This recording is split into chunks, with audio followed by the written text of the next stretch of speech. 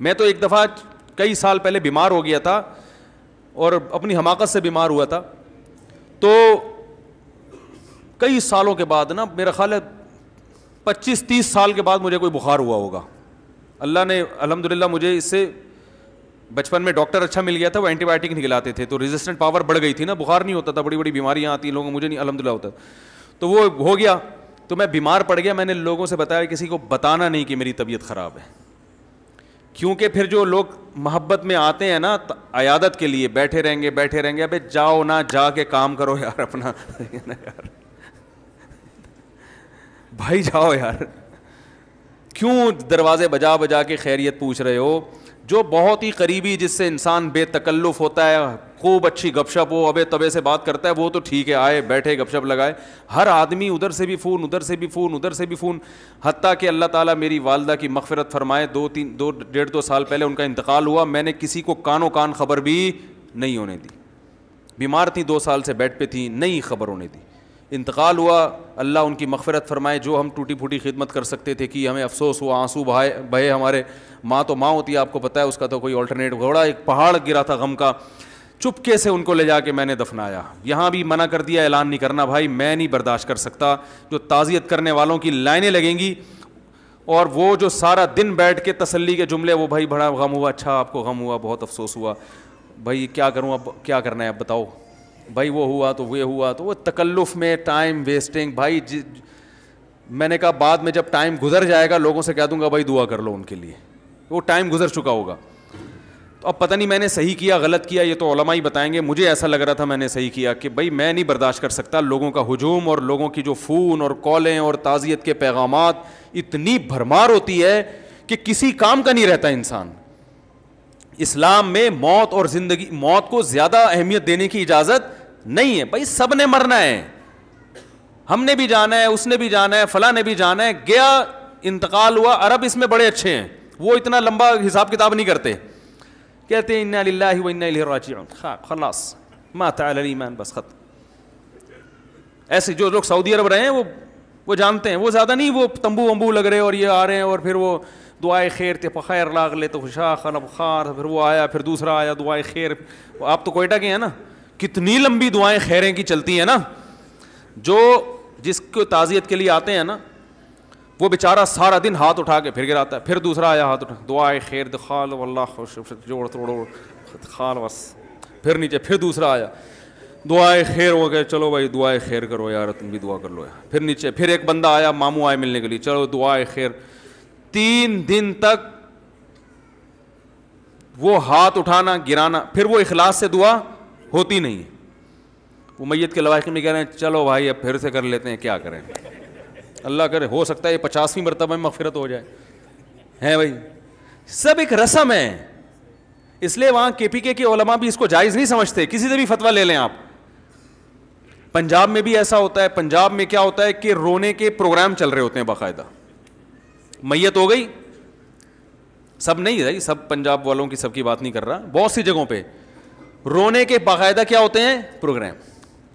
اب وہ بیٹی آئی امریکہ سے, وہ پہلے پھوٹ پھوٹ کے روئے گی. وہ جہاز میں آ رہی ہے آرام سے نا, آرام سے سکون سے. میں نے خود دیکھا یہ منظر, جہاز میں آئی آرام سے جناب, ایئرپورٹ پہ ٹیکسی میں بھی آرام سے, بڑے آرام سے تمیز سے آتے آتے, جیسے ہی میت کے کسی لواحقین میں سے کسی میں, وہیں سے اسپیڈ شروع. مقابلے ہوتے ہیں, جو زیادہ رو رہا ہے اس کو زیادہ محبت ہے, جو چپ بیٹھا ہوا ہے اس پہ کیا تجھے محبت نہیں ہے کیا. رونے کے کیا چلتے ہیں, مقابلے چل رہے ہوتے ہیں. نہیں رو تو اس کا مطلب ہے آپ کو تو محبت ہی نہیں تھی ابا سے. ایک خاتون کے میاں مر گئے, سچا واقعہ ہے, میرے پاس فون آیا, ہمارے کو ریلیٹو تھیں, پھوٹ پھوٹ کے رو رہی ہیں کہ میرے میاں مر گئے, ہائے میں بیوہ ہو گئی. اوف, ایسی انہوں نے روئی ہیں کہ جو بھی فون سنے گا وہ بھی بیچارہ پھوٹ پھوٹ کے رونا شروع کر دے. تو چونکہ ہمارے ابھی کیا زیادہ ڈیٹیل میں نہیں جانا چاہیے, تو ہم لوگ جب ان سے ملنے کے لیے گئے تو بالکل فٹ فاٹ. ہم نے کہا آپ کو تو بڑا غم تھا, کہہ رہے ہیں جان چھوٹی, بڑی مصیبت دی ہوئی تھی, ٹینشن دی ہوئی تھی. وہ بندہ ٹھیک نہیں تھا نا جس کا انتقال ہوا, وہ بہت ظلم کر رہا تھا اپنی بیوی کے اوپر, بالکل بھی ٹھیک نہیں تھا وہ آدمی. تو وہ ہے نا جان چھوٹی, اللہ کا فضل ہو گیا, اللہ نے خود ہی اٹھا لیا. لیکن اب مرنے پہ ایسا ریئیکٹ کرنا ہے, وہ ایک مجبوری ہے بھائی. اگر ایسا ری ایکشن نہیں کیا لوگ بولیں گے واہ بھائی واہ, میاں مر گیا, رونا ہی نہیں آ رہا ان کو. تو یہ ڈرامے چل رہے ہیں زیادہ تر. اسلام میں حکم یہ ہے کہ بھائی کوئی میت ہو گئی تو 3 جملے کہو اور پتلی گلی سے نکل لو. اعظم اللہ اجرک, وہاں جاؤ تسلی کے. وہ بھی ہر آدمی نہ جائے بھائی, جن کے کوئی خاص رشتہ دار ہیں, جو ریلیٹیو ہیں, جو جن کے جانے سے تسلی ہوگی سامنے والے کو, 3 جملے بولو جا کے بھائی اعظم اللہ اجرک, جو مصیبت آپ کو پہنچی ہے اللہ اس پہ آپ کے اجر میں اضافہ کر دے. واحسن عزاءک, اس غم پہ اللہ آپ کو صبر کی توفیق دے. وغفر لمیتک, اور مرحوم کی مغفرت فرمائے. 3 جملے کہے, 2-4 اور تسلی کی بات کریں اور پتلی گلی سے بولو بھائی نکل لیں. وہیں تمبو میں دھرنا مار کے مت بیٹھیں آپ, وہاں بیٹھ جاتے ہیں. اب اس کے لیے دودھ پتی آ رہی ہے, پھر چائے آ رہی ہے, پھر پانی آ رہا ہے. وہ میت کے رشتہ داروں بیچارے وہ کہتے ہیں یہ مرنا اتنی بڑی ٹینشن نہیں تھا جتنا یہ جو تعزیت کے لیے آنے والے یہ اس سے بڑی ٹینشن بن چکے ہیں. اور پھر بھی ہمارے ہاں تو اسلام کی برکت ہے, برداشت کی حد تک ٹینشن ہوتی ہے, ڈپریشن میں جاتا ہے, مرتا نہیں آدمی. جو غیر مسلم ہے نا ان کے ہاں تو میت اتنی بڑی ٹینشن دے کے جاتی ہے دنیا سے کہ ان کے 2-2 ہفتے کے پروگرام چلتے ہیں میت کی تعریفوں کے الگ. اس وقت دفناتے نہیں ہیں اس وقت تک. پھر وہ ان کے کوئی پنڈت جی آ رہے ہیں, پنڈت کہتے ہیں, یہ پنڈت نہیں, مجھے کسی نے انڈیا سے کہا آپ نے مندر کو مندر بنا دیا اور پنڈت کو پنڈت بنا دیا. تو پنڈت لفظ ہے یہ. وہ آتے ہیں, پھر وہ پتہ نہیں کیا کیا پڑھتے رہتے ہیں, اس کے اوپر گھوڑے پڑھ رہے ہوتے ہیں, پھر اس پہ پیسے لے کے جاتے ہیں. وہ کئی ہزار روپے کا وارثوں کا خرچہ ہو جاتا ہے. ہمارے یہاں اسلام نے کہا خرچہ کرنے کی چندہ ضرورت نہیں ہے, صرف خرچہ ہوگا میت کے کفن کا ہے بھائی, میت کی قبر کا. قبر خود کھودنا نہیں آتی تو گورکن کو پیسے دے دو. اس کے علاوہ تیسرا کوئی خرچہ نہیں ہے, اور یہ خرچہ بھی میت کے وراثت کے مال میں سے ہوگا. جتنا مال چھوڑ کر گیا ہے نا اس میں سے پہلے یہ کفن دفن کا خرچہ نکالو. کفن کے کتنے پیسے خرچ ہوتے ہیں کفن پہ. وہ بھی یہ کہ جب اگر کوئی گھر میں کسی کی قمیض پھاڑ کے جو ہے نا کفن بنا دو. صحابہ تو ایسے ہی کرتے تھے, الگ سے کپڑا تھوڑی خریدتے تھے.